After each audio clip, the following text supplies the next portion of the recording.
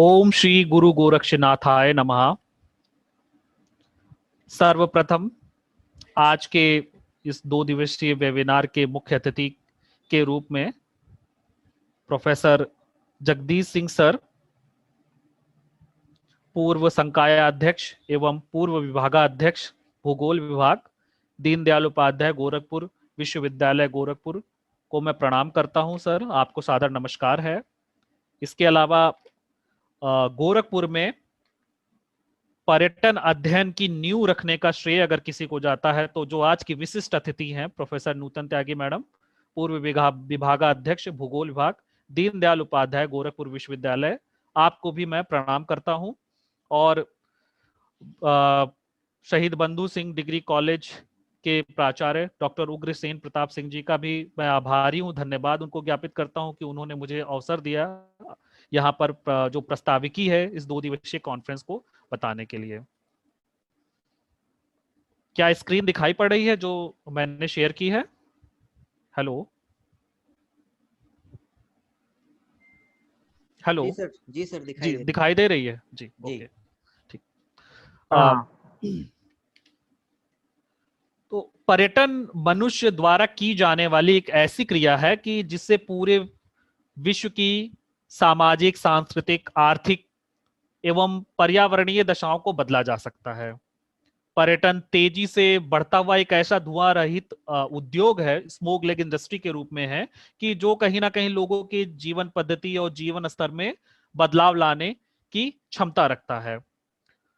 पर्यटन सांस्कृतिक विनिमय का प्रमुख चैनल है जो लोगों और दुनिया के विभिन्न भागों के मध्य अवरोध को दूर करता है। और पर्यटन उद्योग पूरी दुनिया में बहुत तेजी से विकसित होने वाला सबसे बड़ा उद्योग है, जो प्रति वर्ष पूरे विश्व में लगभग 34 खरब डॉलर का व्यापार करता है।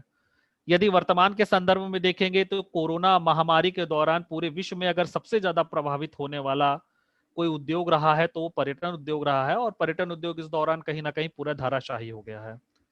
पर्यटन के मुख्यतः 2 आयाम होते हैं। पहला है सांस्कृतिक पर्यटन, जिसमें धार्मिक या तीर्थ यात्रा पर्यटन प्रमुख है।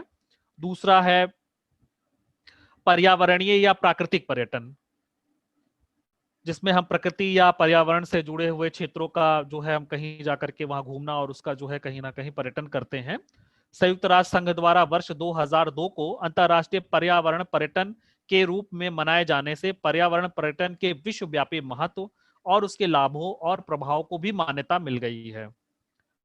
भारत सहित पूरे विश्व में प्राचीन काल से ही पर्यटन का स्वरूप तीर्थ यात्राओं या तीर्थाटन एवं धार्मिक यात्राओं के रूप में रहा है। अगर देखा जाता है तो जो पर्यटन पहले होता था वो कहीं ना कहीं जो है वो तीर्थ यात्राओं, तीर्थाटन के रूप में रहा है।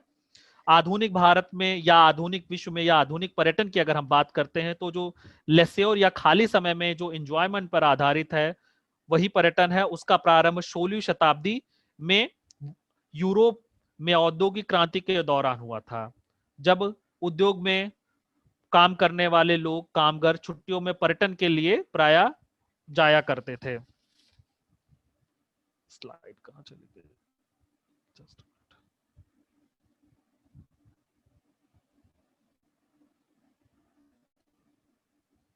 हाँ, इस स्लाइड में मैं आपको दिखाना चाह रहा हूं कि पिलग्रिमेज और टूरिज्म को कंपेयर किया गया है, मतलब तीर्थ यात्रा और पर्यटन दोनों को कंपेयर किया गया है। उसके क्या क्या एस्पेक्ट हैं जिसको हम लोग कहीं ना कहीं इस 2 दिवसीय कॉन्फ्रेंस में भी जो है सेमिनार में हम कहीं ना कहीं उस पर चर्चा करेंगे। पहला मोटिव है जिसमें पिलग्रिमेज का जो मोटिव होता है वो स्पिरिचुअलिटी होता है। टूरिज्म का मोटिव जो होता है वो एंटरटेनमेंट होता है। पर्सपेक्टिव एस्पेक्ट में आता है कि पिलग्रिमेज जो है वो डीपर है, टूरिज्म जो है अवेक या वंडर है। बेसिस जो होता है पिलग्रिमेज का वो फेथ और बिलीफ्स होता है। टूरिज्म का जो है अफोर्डेबिलिटी, लेस्योर या विशेष होता है। जो टूरिज्म का जो या पिलग्रिमेज या टूरिज्म के इम्पैक्ट को जब हम कंपेयर करते हैं तो उसमें इकोनॉमी की अगर बात करते हैं इकोनॉमिक रूप से, तो कहीं ना कहीं पिलग्रिमेज जो है लो इनकम मल्टीप्लायर है, बल्कि जो टूरिज्म होता है वो हाई इनकम मल्टीप्लायर होता है। बेनिफिशियरीज में जो है लोकल बेसिकली पिलग्रिमेज में बेनिफिशियरीज में आते हैं, और बल्कि टूरिज्म में जो एजेंसीज होती हैं। कल्चर जो होता है, कल्चर एस्पेक्ट को देखेंगे तो हार्मनी पिलग्रिमेज में है और टूरिज्म नॉलेज में है। एस्पेक्ट में अगर हम सोशल एस्पेक्ट को देते हैं तो पिलग्रिमेज में न्यूट्रल और पॉजिटिव दोनों आपको देखने को मिलता है, बल्कि टूरिज्म में आप देखेंगे तो नेगेटिव होता है। इन्वायरमेंटल की अगर बात करते हैं तो पिलग्रिमेज में देखेंगे तो कहीं ना कहीं न्यूट्रल होता है, लेकिन टूरिज्म में वो नेगेटिव होता है, कहीं ना कहीं पर्यावरण पर नकारात्मक प्रभाव पड़ते हैं पर्यटन के कारण। सोर्सेज में देखेंगे तो जो पिलग्रिमेज के जो सोर्सेज उसमें माइथोलॉजी और ट्रेडिशंस हैं, बल्कि जो टूरिज्म में होते हैं वो मीडिया और इंफॉर्मेशन सिस्टम होता है।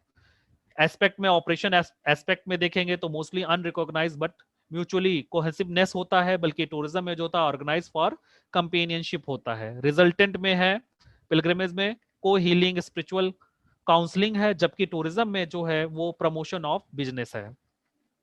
भारत में पर्यटन, ये बताने के पीछे कि पर्यटन और जो आपका पिलग्रिमेज है उन दोनों का कंपेयर करके यहां मैंने बताया है। भारत में पर्यटन तीर्थ यात्रा के रूप में रामायण काल से, जो भारत में परंपरा रही है वो रामायण काल से ही रही है, जो परिदृश्य होती है जिसमें भगवान राम के वनवास के दौरान जो विभिन्न तीर्थ स्थलों की यात्रा, वनों, नदियों एवं महासागरों को देव तुल्य मानकर उनकी उपासना आदि का भी वर्णन वाल्मीकि रामायण और तुलसीदास रचित रामचरितमानस में देखने को मिलता है।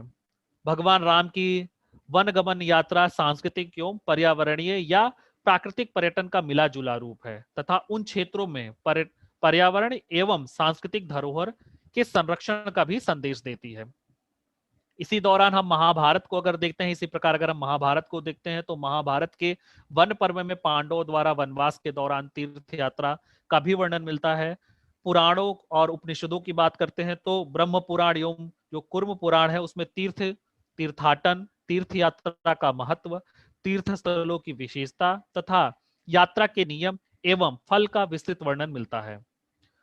वर्तमान के संदर्भ में देखने पर पुराणों में वर्णित तीर्थ यात्रा के नियमों में सस्टेनेबल पिलग्रिमेज टूरिज्म, सतत तीर्थ पर्यटन तथा तीर्थ धरोहर पिलग्रिमेज हेरिटेज के संरक्षण का भी कहीं ना कहीं वर्णन मिलता है, जो सस्टेनेबल डेवलपमेंट के 3 स्तंभ सोशल, एनवायरमेंट एंड इकोनॉमी को इंगित करता है, जिसका पर्यटन के विकास में महत्वपूर्ण योगदान है।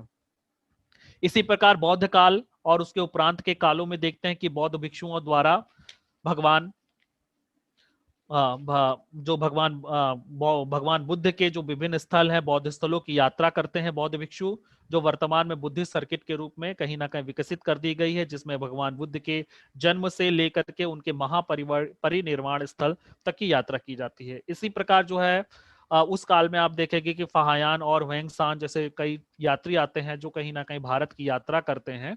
वो अपने राइटिंग में भी भारत के तीर्थ स्थलों का भी वर्णन करते हैं, तीर्थ यात्रा के बारे में बताते हैं। वर्तमान में देखेंगे कि 52 शक्तिपीठों की यात्रा, 12 ज्योतिर्लिंगों की यात्रा, 4 धाम तीर्थ यात्रा आदि भारत में धार्मिक एवं तीर्थ यात्रा पर्यटन के क्षेत्र में अपनी महत्वपूर्ण भूमिका निभा रहे हैं। इसी प्रकार महायोगी गुरु श्री गुरु गोरक्षनाथ जी द्वारा प्रस्तुत नाथ संप्रदाय के विभिन्न पवित्र स्थल भारत और विश्व के अनेक देशों में फैले हुए हैं, जिसका तीर्थ पर्यटन के रूप में पर्यटन के क्षेत्र में अत्यधिक महत्व है और जिसका आरंभ महायोगी श्री गुरु गोरक्षनाथ जी की तप स्थली गोरखपुर से प्रारंभ होता है। इन 2 दिवसीय वेबिनार में पूर्वांचल क्षेत्र एवं प्रमुख रूप से गोरखपुर क्षेत्र के पर्यटन के संसाधन, उनके विकास और उनके वर्तमान स्थिति एवं पर्यटन की संभावनाओं पर विद्वानों द्वारा विशद चर्चा होनी है। उत्तर प्रदेश का पूर्वांचल क्षेत्र अपने में अनंत सांस्कृतिक एवं प्राकृतिक धरोहरों को सजोए हुए है, जो इस क्षेत्र में पर्यटन के विकास की संभावनाओं की ओर इंगित करता है। पूर्वांचल के 3 प्रमुख तीर्थ पर्यटन क्षेत्र हैं, जिसमें प्रथम है आपका गोरखपुर, द्वितीय है आपका वाराणसी और तीसरा आपका अयोध्या है, जिसको कहीं ना कहीं स्वर्ण त्रिभुज यानी कि गोल्डन ट्रायंगल के रूप में इस क्षेत्र में पर्यटन के दृष्टिकोण से बहुत ही महत्वपूर्ण है। इन तीनों शहरों में सांस्कृतिक, धार्मिक एवं प्राकृतिक पर्यटन की अपार संभावनाएं हैं। Why tourism development important for Gorakhpur, इन्हीं की चर्चा हम इन 2 दिवसीय वेबिनार में चर्चा करेंगे कि गोरखपुर में आखिरकार पर्यटन विकास की क्यों जरूरी है, क्या संभावनाएं हैं। पहला, क्यों why tourism development important for Gorakhpur. पहला है कि Gorakhpur is the epicenter of Nath Panth in world. Gorakhpur जो है वो कहीं ना कहीं नाथ पंथ का पूरी दुनिया में ईपी सेंटर है, और नाथ पंथ से जुड़े हुए, या कह सकते हैं कि यहीं से नाथ पंथ की जो धारा निकली है, और पूरी दुनिया में जहां जहां भी नाथ पंथ से जुड़े हुए लोग हैं वो कहीं ना कहीं गोरखपुर अवश्य आते हैं, गोरखनाथ मंदिर, क्योंकि गोरखपुर जो है वो क्या कहते हैं, गोरखनाथ जी की जो है धर्म स्थली है, इसलिए कहीं ना कहीं पूरी दुनिया से लोग यहाँ पर आते हैं, जो तीर्थ पर्यटन को बढ़ावा देता है। दूसरा है important destination of Buddhist circuit. Buddhist circuit की बात करें तो सारनाथ आपका जो है कुशीनगर, वो गोरखपुर से जुड़ा हुआ कहीं ना कहीं, तो जो भी बुद्धिस्ट सर्किट से जुड़े हुए, बुद्धिज्म से जुड़े हुए जो भी लोग हैं पूरी दुनिया में जो बुद्धिस्ट सर्किट की यात्रा करते हैं, वो कहीं ना कहीं गोरखपुर आते हैं और गोरखपुर से जो है वो कुशीनगर को जोड़ते हैं। तो एक इंपॉर्टेंट डेस्टिनेशन के रूप में देखा जाता है, जो कहीं ना कहीं गोरखपुर में पर्यटन के क्षेत्र में या पर्यटन के विकास में अपना महत्वपूर्ण योगदान अदा करता है। उसके अलावा connecting junction of Nepal for foreign tourist from India, जो भी विदेशी पर्यटक जो भी यहाँ भारत से नेपाल की ओर जाते हैं, क्योंकि नेपाल भी एक इम्पोर्टेंट टूरिस्ट डेस्टिनेशन के रूप में उभरा है या है, वर्षों से चला आ रहा है, तो वो कहीं ना कहीं भारत से जाने का जो सबसे आसान नेपाल जाने का रास्ता है वो भारत से है, तो भारत से भी कहीं ना कहीं वो कनेक्टिंग जंक्शन के रूप में देखते हैं। तो वो गोरखपुर आपका वो कहीं ना कहीं एक डेस्टिनेशन पड़ता है जहां पर वो कनेक्ट करता है, और फॉरेन टूरिस्ट गोरखपुर आते हैं और यहाँ के अगल बगल के जो टूरिस्ट साइट उसको भी इंजॉय करते हैं। चौथा जो है world biggest publishing centre of Hindu religious text. Gorakhpur जो है वो दुनिया का सबसे बड़ा जो हिंदू रिलीजियस टेक्स्ट यानी कि गीता प्रेस है, वो कहीं ना कहीं उसका सेंटर है, और यहीं से जो है गीता प्रेस की जो सबसे पूरी दुनिया में किताबें छप करके जाती हैं। तो कहीं ना कहीं ये भी हमारे एक इंडस्ट्रियल धरोहर के रूप में है, इस और जिसको देखने के लिए भी पूरी दुनिया से लोग आने चाहिए या आते हैं। कुछ दिन पहले हमने धरोहर यात्रा भी गीता प्रेस में आयोजित की थी, जो कहीं ना कहीं उसके जो है इंडस्ट्रियल धरोहर के रूप में उसके पर्यटन को कैसे विकसित किया जाए, इसके बारे में भी हम लोगों ने चर्चा की थी। तो ये विषय है जो हम कहीं ना कहीं इन 2 दिवसीय कॉन्फ्रेंस में जो है हम इन चीजों को चर्चा करेंगे।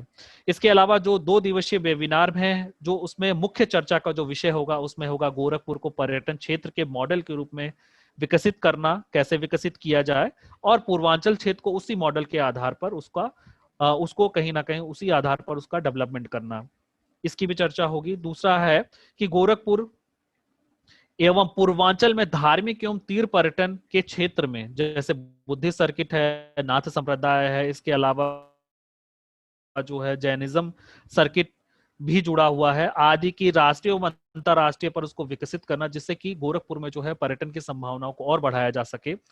अगला है कि गोरखपुर या पूर्वांचल के प्राकृतिक पर्यटन स्थल जैसे बखरिया झील हो गया, रामगढ़ ताल हो गया, इसके अलावा जो पूर्वांचल और गोरखपुर में जो है वो जो नदियां हैं, गंगा, सरयू, राप्ती में जो पाए जाने वाली जैव विविधता है, उसको संरक्षण करना, और उसके आधार पर कहीं ना कहीं प्राकृतिक एवं पर्यावरणीय पर्यटन का विकास करना भी इन 2 दिवसीय जो है वेबिनार में हम मुख्य चर्चा का विषय रहेगा।